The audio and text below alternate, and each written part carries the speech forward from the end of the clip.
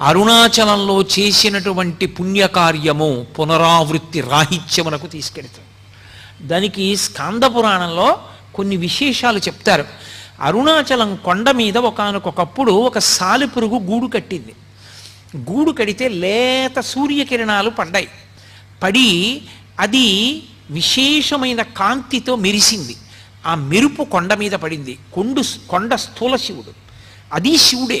శివుడి శరీరం మీద కాంతి పడేటట్టుగా మెరుపులతో కూడినటువంటి బట్ట శివలింగానికి కట్టిన పుణ్యం ఇచ్చి సాలెపురుగుకి మోక్షం ఇచ్చాడు.